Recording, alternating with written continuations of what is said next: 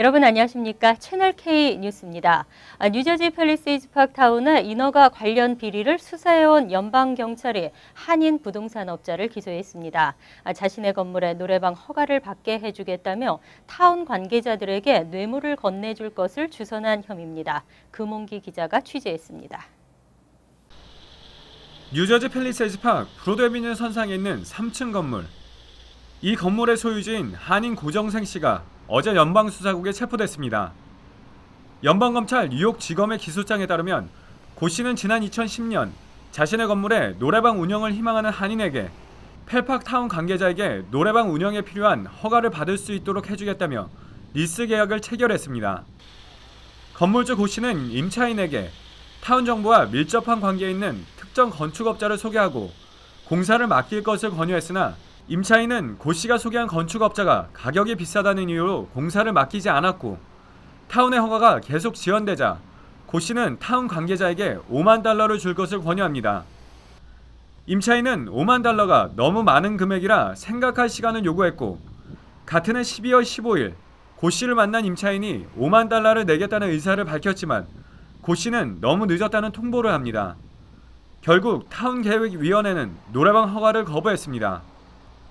검찰이 고 씨에게 적용한 혐의는 뇌물을 공유하려 한 혐의, 실제로 돈이 전달된 정황이 밝혀진 것이 아니기 때문에 뇌물 공여 혐의는 아닙니다. 고 씨의 혐의가 최종 인정될 경우 최대 5년의 실형과 $250,000 혹은 부당이익금의 2배를 벌금으로 선고받게 됩니다. 어제 변호사와 함께 연방법원 유학 지원에 자진 출두해 체포 절차를 받은 고정생 씨는 $50,000의 보석금이 책정됐고 고 씨는 어제 오후 풀려났습니다. 채널 K 뉴스 금홍기입니다. FBI가 지난 2013년부터 시작한 팰파크타운의 인허가 비리 수사가 한인 부동산업자 1명의 기소로 종결될지 아니면 또 다른 관련자 기소로 확대될지 관심이 모아지고 있습니다.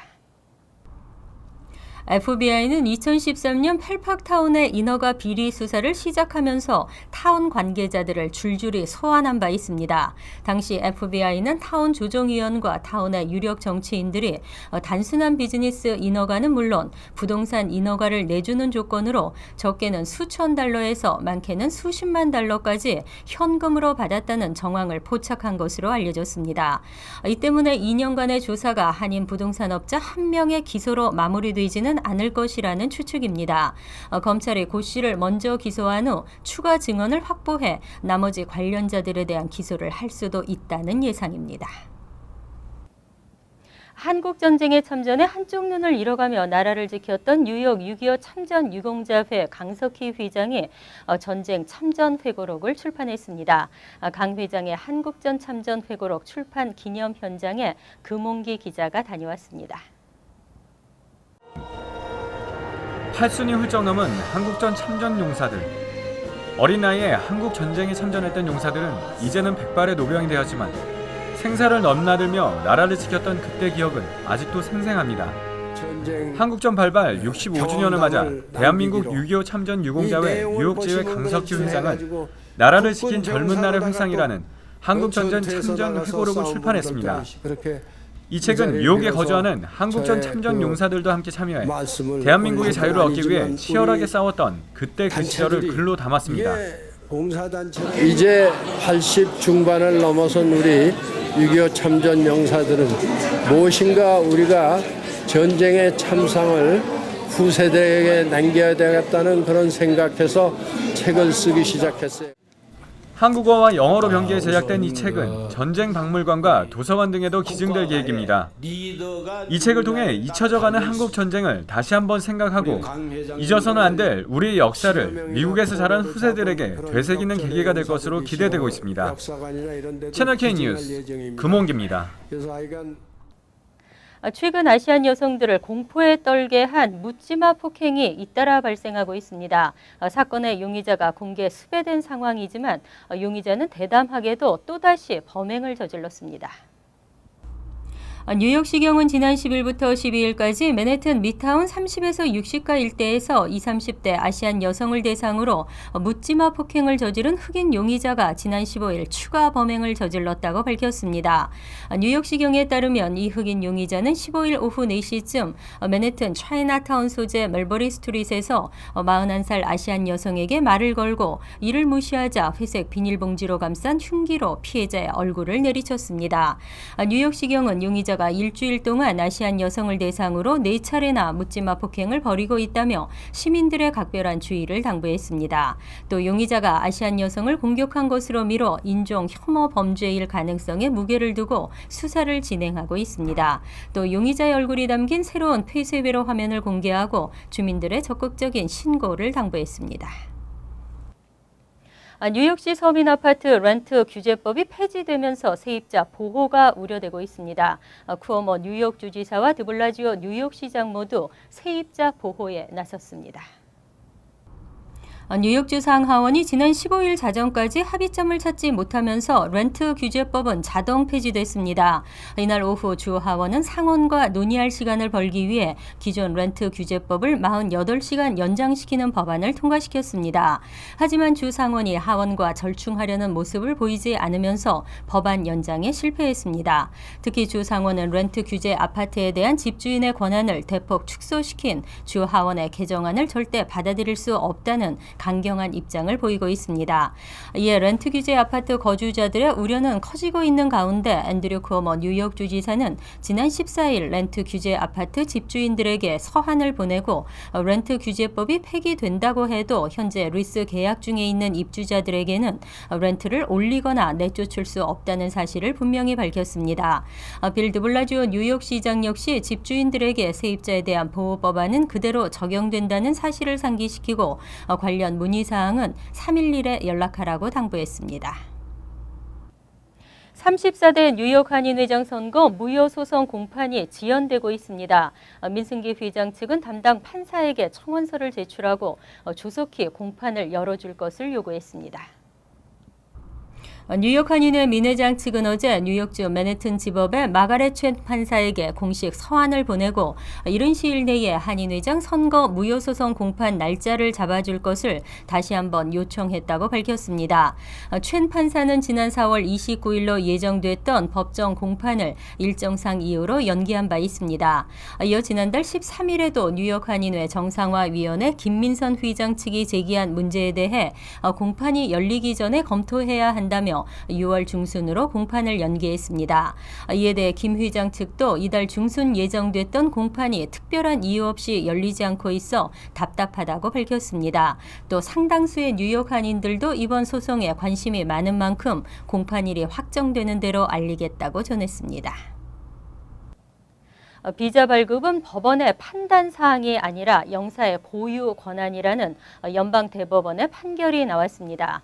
앞으로는 영사의 비자 발급 거부에 대한 소송 제기가 어려워질 것으로 보입니다.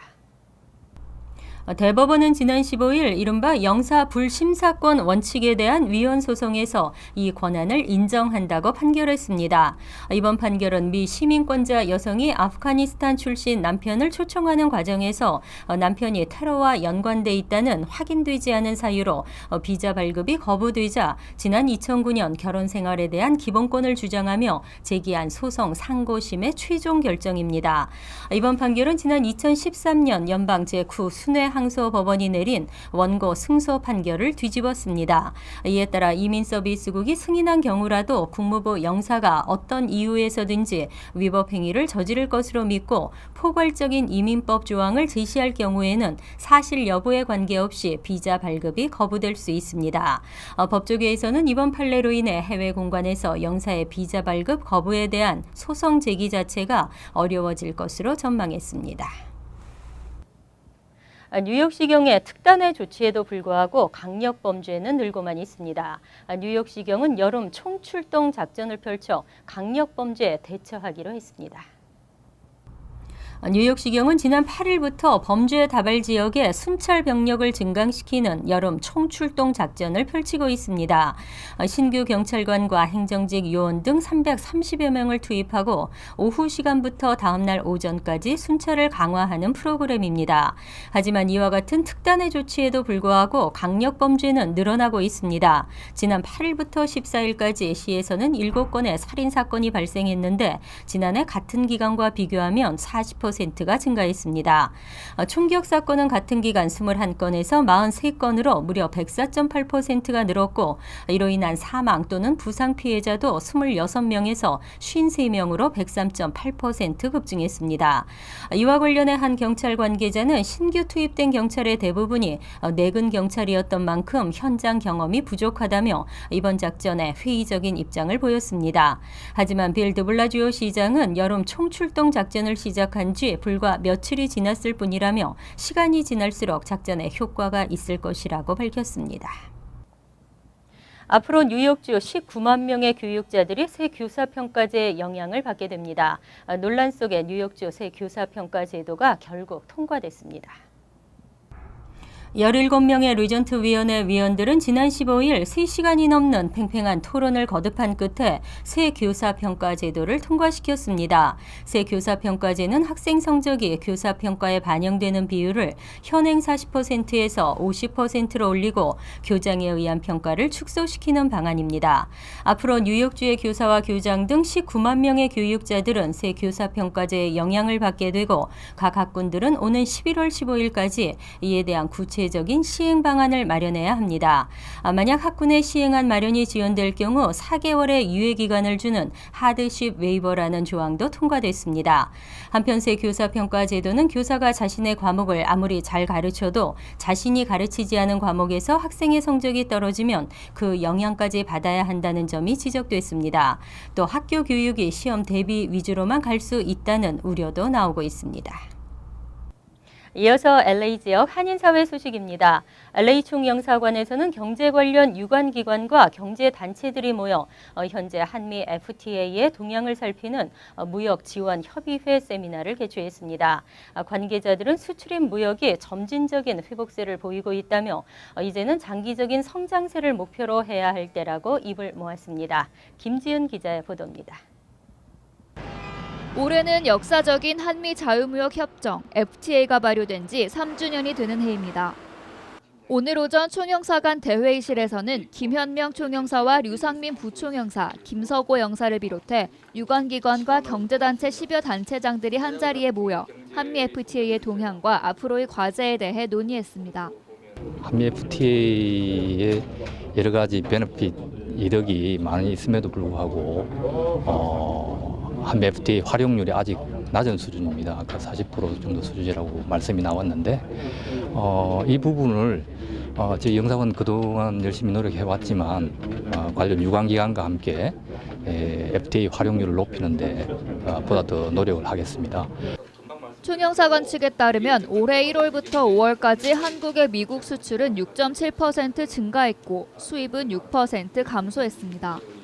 유가 하락에 따른 수출 제품 단가 하락과 세계 교역의 둔화로 한미 교역 동향이 불확실하지만 점진적인 회복세를 보일 것으로 기대하고 있다고 총영사 측은 말했습니다.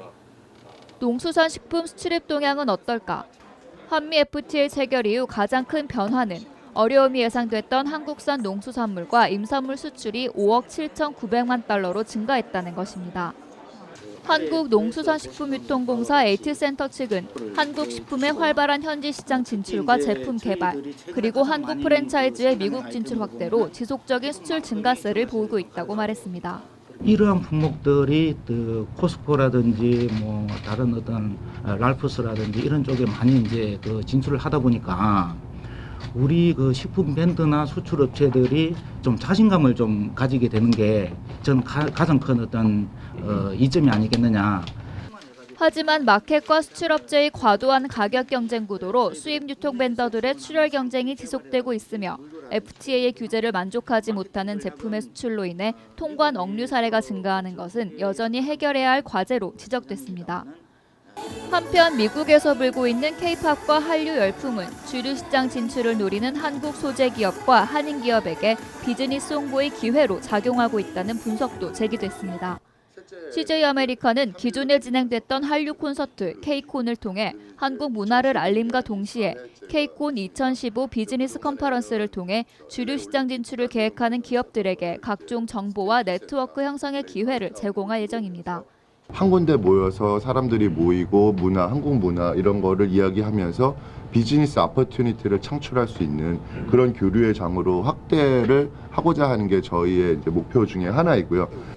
CJ 아메리카 측은 K콘 비즈니스 컨퍼런스를 위해 오는 7월 10일까지 프로그램과 각 분야 전문 패널들을 구성할 계획입니다. 오늘 세미나에 참석한 경제단체와 유관기관들은 2011년부터 운영되어 FTA 헬프데스크를 잘 활용하고 주류 정부기관과 기업과의 협력을 통해 무역 교류를 확대해 나갈 예정입니다. TVK 뉴스 김지은입니다. 오는 토요일 LA에서는 아시안 헤리티지 재즈 페스티벌이 열립니다. 한인 색소폰 연주자인 데니 정 씨도 참가한다고 하는데요. 박시문 기자가 만나봤습니다.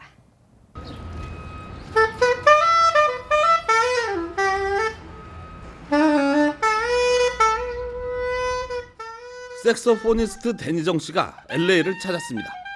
오는 토요일에 열리는 아시안 재즈 페스티벌의 공연을 위해서 방문한 데니 씨는 이번 공연이 매우 흥분된다고 말합니다.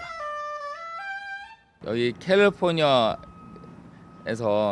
제가 정말 잘하면서 듣고 자랐던 음악들, 듣고 자랐던 뮤지션들 함께 이제 공연을 만들고 색소폰 외에도 건반을 다루며 틈틈이 작곡을 겸하고 있는 데니 씨는 본인의 곡을 연주할 때가 가장 즐겁다고 밝혔습니다.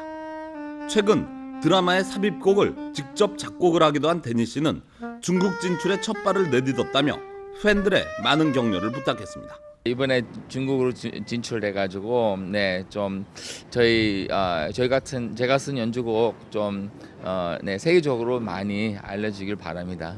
한편 이번 공연의 기획사 측은 최고의 아시안 재즈 뮤지션들로 구성된 만큼 최고 수준의 연주들로 가득 찰 것이라고 밝혔습니다.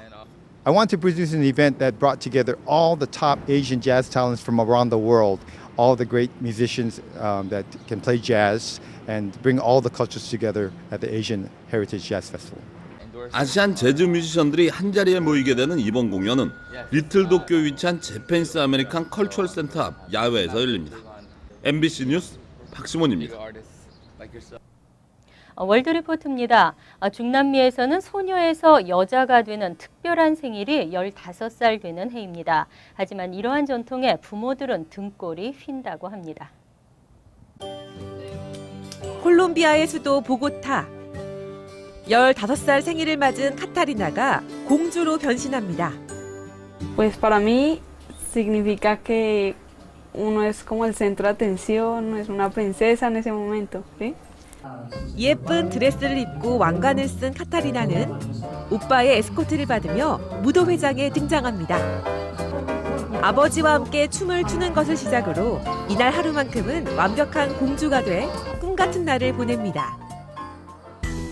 멕시코에 사는 클로디아도 15살 생일을 맞아 화장만 2시간째 받고 있습니다. 전문가의 꼼꼼한 손길이 웬만한 신부 화장 못지않습니다.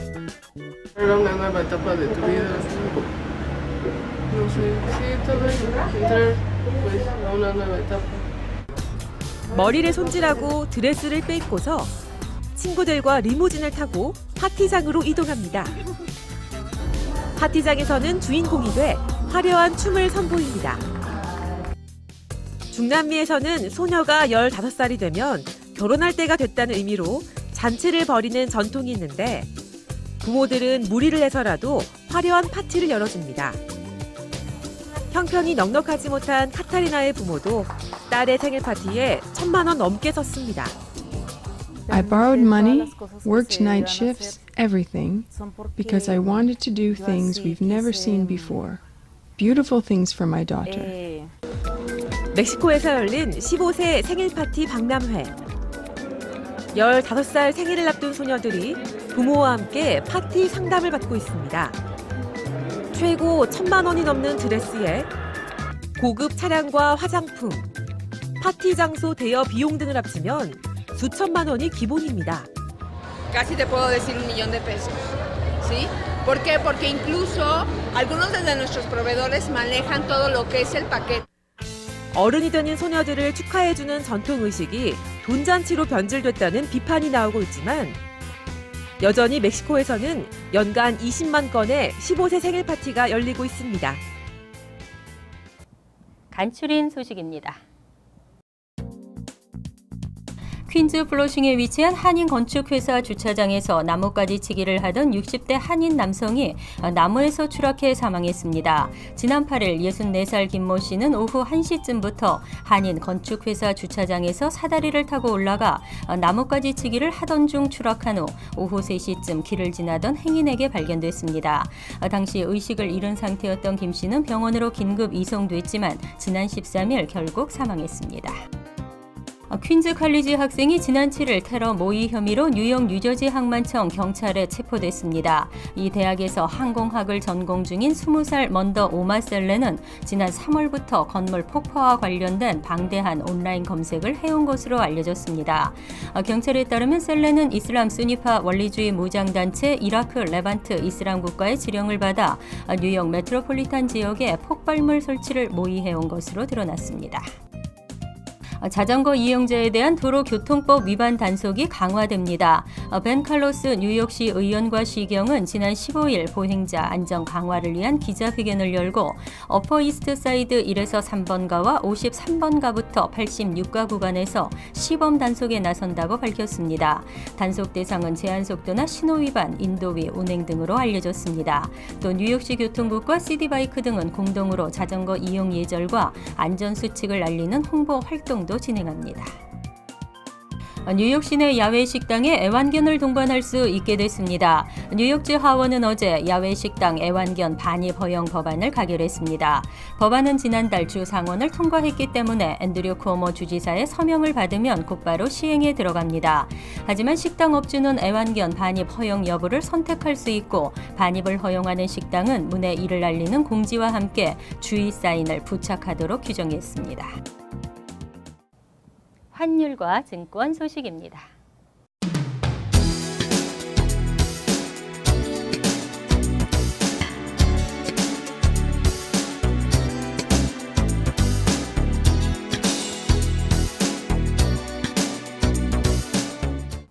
이어서 날씨입니다. 목요일은 대체로 흐리고 습도가 높겠지만 무덥지 않은 날씨에 차차 개기했습니다. 낮 최고 기온은 74도, 섭씨 23도, 밤 최저 기온은 65도, 섭씨 18도로 예상됩니다. 금요일은 오전 중 곳에 따라 한 차례 소나기가 내리고 차차 맑아지겠습니다. 하지만 토요일은 차차 흐려지면서 소나기가 예상됩니다. 일요일은 한두 차례 폭우가 예상되며 후덥지근하겠습니다. 항상 여러분과 함께하는 채널 K 뉴스 여기서 마칩니다. 편안한 저녁 되시기 바랍니다.